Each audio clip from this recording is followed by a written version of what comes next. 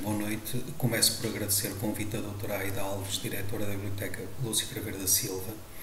Como sabem, celebra-se hoje o Dia de São João, um dos santos populares mais festejados no nosso país. Os outros são Santo António e São Pedro. Este é um ano atípico, pois, devido à pandemia que atingiu todo o mundo e também a nossa região, as concentrações de pessoas foram desaconselhadas e estas festas populares tiveram de sofrer um formato nunca antes visto. As festas de São João, que se realizam em vários pontos do país, são também para Braga um dos momentos mais altos esperados por todo o concelho e até mesmo por toda esta região. São várias as pessoas que ao longo de todo o ano vão utilizando muito o seu tempo a preparar e a colaborar na realização destas festas populares. Conhecido por ser um santo protetor dos casados e dos doentes, o São João é festejado em muitas localidades portuguesas com tradições semelhantes, como por exemplo as cascatas sanjoaninas, os cortejos alegóricos, os balões de ar quente, os manjericos, os martelos de plástico e ainda os ares de porro. Na gastronomia não pode faltar a broa de milho, o caldo verde, o pimento e a sardinha assada e, claro, acompanhados sempre por um bom vinho. Por se tratar de uma festa tipicamente popular, várias localidades portuguesas conseguiram desenvolver tradições próprias que acabaram por se associar de forma bem vincada esta festa à cultura da própria localidade. Assim, e antes de me focar concretamente em Braga, vou recordar alguns exemplos de localidades onde se festeja o São João. Por exemplo, em Vila Franca do Campo, nos Açores, uma das particularidades dos festejos de São João traduz-se na ida das mulheres às três fontes masculinas do concelho, São Lázaro, São Miguel e ao Bom Jesus Menino, onde, depois de misturarem água à recolhida, colocavam-na em dois recipientes. De seguida, num recipiente deitavam pétalas de rosas e lavavam o rosto para ficarem mais belas. No outro recipiente era colocada a água, utilizada para fazer o pão que, depois de consumido, prevenia os bruxedos e os maus-olhados. Na região do Algarve, as raparigas dançavam em redor de um mastro decorado com Madre Silva e flores de São João, enquanto os rapazes tornavam-se adultos quando conseguiam saltar uma fogueira. Em Beja, terra de calor e de seca por excelência, a falta de chuva era uma enorme preocupação. Assim, na noite de São João, colocava-se numa tábua 12 porções de sal, que correspondiam aos meses do ano. Na manhã seguinte, os amontoados de sal que estivessem mais úmidos corresponderiam aos meses mais chuvosos, e dessa forma os populares já sabiam o tempo que lhes restava e que os esperava nos meses seguintes.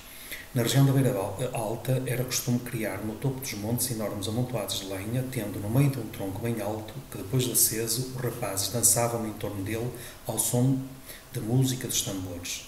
Em Coimbra festejava-se São João em torno de fogueiras, dançando e tocando guitarradas típicas do ambiente estudantil conimbricense.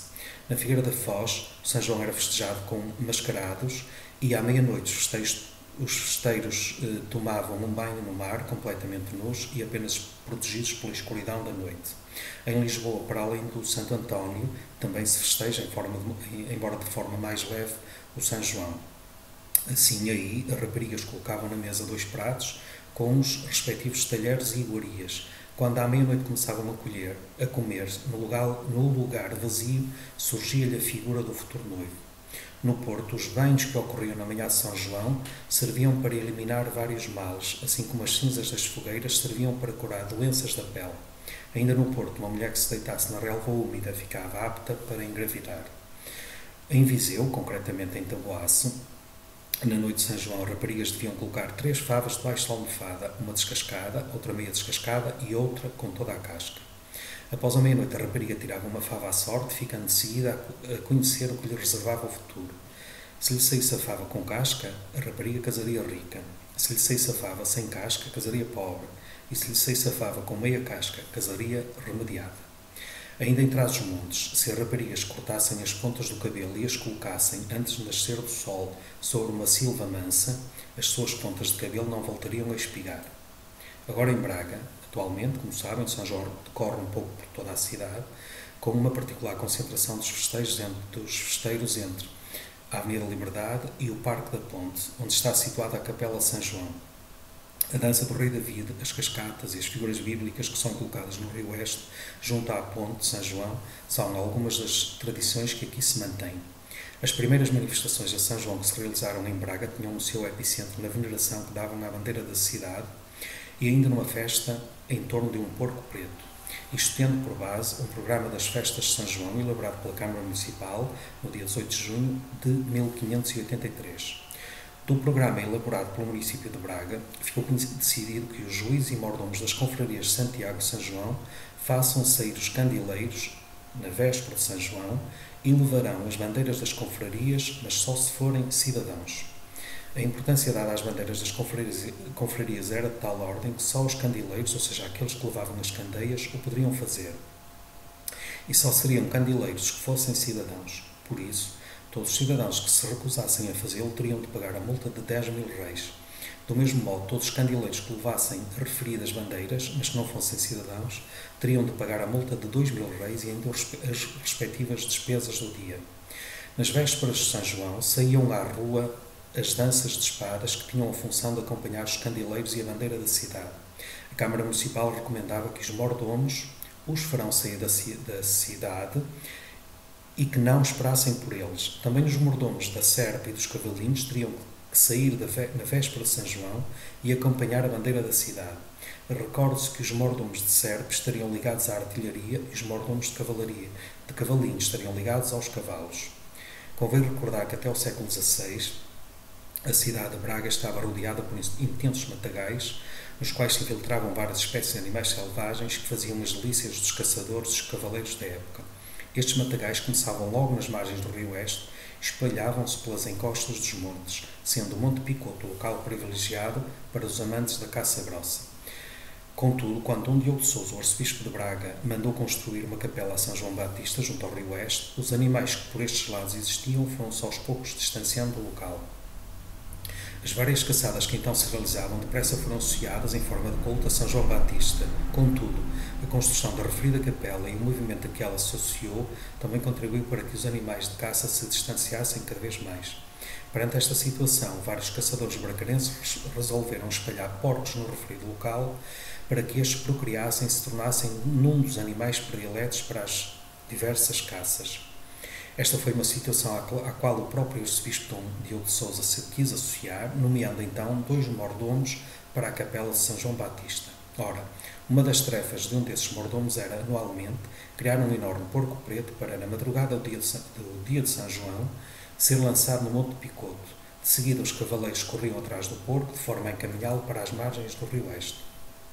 Junto a este rio, encontrava-se uma multidão de bracarenses que desatavam a correr atrás do porco, originando esta perseguição uma enorme agitação popular.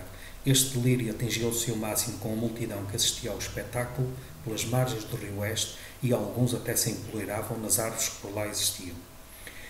Era até esse local, junto à ponte de Guimarães, onde é costume ir matar o porco, que o alcaide-mor ou o juiz mais velho teriam uma enorme responsabilidade, mas também a honra de levar a bandeira da cidade depois de a tomar à porta do Paço do Conselho.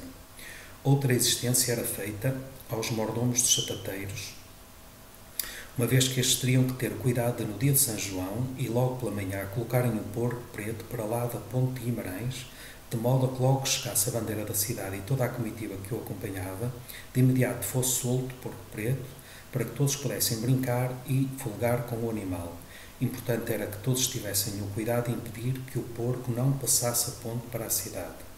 A terminar, a Câmara Municipal de Braga obrigava a que nesse dia todas as pessoas guardassem muito bem os seus porcos e que não os deixassem andar pelas ruas, de modo a que estes não interferissem com esta festa. Também a importância da bandeira da cidade era de tal ordem que estava presente durante todo o percurso, entre os Passos de Conselho e a Ponte de São João, onde participavam a cavalo todos os juízes, vereadores, procuradores e ainda os cidadãos que naturalmente tivessem cavalos. É de referir que estas festas de São João tinham o seu epicentro em 2 aspectos. O primeiro prende-se com todo o cerimonial envolvendo a bandeira de Braga e o segundo precisamente com a popular festa do Porco Preto. A partir de então, estas festas foram evoluindo ao longo dos séculos até se tornarem naquilo que são hoje. Contudo, há características que se mantêm intocáveis. O seu forte cariz popular. Por se tratar de um mês marcado naturalmente e normalmente pelo bom tempo e por um período de férias, são milhares as pessoas que aproveitam para se divertirem nestas festas. A maioria das pessoas atualmente desloca-se com grande facilidade para os vários locais onde se desenrolam estas festas populares, mas houve tempos, não muito distantes, em que as deslocações eram maioritariamente feitas em transportes públicos, não necessariamente de passageiros, mas de carga e com pouca segurança. Neste contexto, aproveito para recordar aquele que terá sido provavelmente o acidente mais grave que ocorreu nas festas de São João em Braga nos últimos 100 anos. Correu o ano de 1920, que ficou marcado por uma gravíssima crise política, económica e social, e para isso basta dar este exemplo, que ocorreu no dia 6 de junho de 1920, com o chefe do governo, o coronel António Maria Batista, que foi vítima de uma apoplexia depois de receber uma carta injuriosa, morrendo em plena sessão do Conselho de Ministros. Neste ambiente de grande tensão, de grande tristeza, de grande amargura para os portugueses, todos aproveitavam as oportunidades que tinham para tentar esquecer estas agruras da vida. Foi o que aconteceu com um grupo de forasteiros que veio do Porto e que resolveu vir ao São João de Braga nesse ano de 1920. Passam agora 100 anos. O São João de Braga era muito apreciado nessa época. Das várias localidades da região chegavam a Braga milhares de pessoas desejosas de extravasar a tristeza que os marcava, fruto de uma vida dolorosa, árdua e de extrema pobreza. Assim, no dia 22 de junho de 1920, deslocou-se da localidade de Arca de Água, no Porto, para Braga, um caminhão de carga que transportava várias pessoas. Vinham na sua maioria sentados na carroceria do caminhão, sem a mínima segurança. Este era, aliás, o procedimento comum na época, ou seja, o transporte de passageiros efetuado em carroças puxadas por animais ou então por caminhões, sem lugares sequer para se sentarem. Não há confirmação absoluta de quantos passageiros estariam nesse fatídico caminhão que chegou a Braga nessa manhã de 22 de junho de 1920. Sabe-se, contudo, que entrou com grande velocidade no Largo da Senhora Branca por volta das 11 da manhã. A velocidade era tanta para um caminhão cheio de pessoas que Alfredo Fernandes de Oliveira, o condutor do veículo, não o conseguiu segurar, embatendo violentamente num carro elétrico que fazia o percurso da Arcada para o Bom Jesus. Da violência deste embate resultou a morte de 4 passageiros e ainda vários feridos, muitos dos quais em estado grave. Logo no local faleceram 2 pessoas, a Ana Rosa Pacheco, a mãe do condutor, e Maria Amélia Fernandes da Silva, 16 anos de idade. No dia seguinte, 23 de junho, faleceram mais 2 pessoas, Alexandre Teixeira da Silva, que tinha perdido a filha no dia anterior, e a sua cunhada, Emília Rosa da Silva. Os vários feridos resultantes deste grave acidente receberam tratamento nas farmácias, como era habitual na época, e também no Hospital de São Marcos. Quanto aos mortos, o cadáver de Ana Rosa Pacheco foi sepultado no cemitério de Monte Arcos. Os 3 restantes cadáveres foram trasladados no dia 26 de junho para o Porto, onde foram, portanto, sepultados. Nos anos seguintes, este triste episódio, ficou recordado e marcado, comentado durante muitos anos por todos que participavam no São João de Braga. Este ano, como sabemos, este tipo de acidentes não é comum, e nestes anos que nos marcam, este tipo de acidentes não é comum devido à evolução dos transportes e às regras de segurança a que todos estamos obrigados a cumprir. Apesar da ausência de multidões típicas desta altura do ano, devido à pandemia, o São João de Braga fica este ano marcado por festas mais confinadas à família e aos amigos, mas onde o cheiro intenso, a sardinha assada e a alho porro e ainda aos manjericos marcam sempre a sua presença. Desejo um bom São João a todos. Obrigado.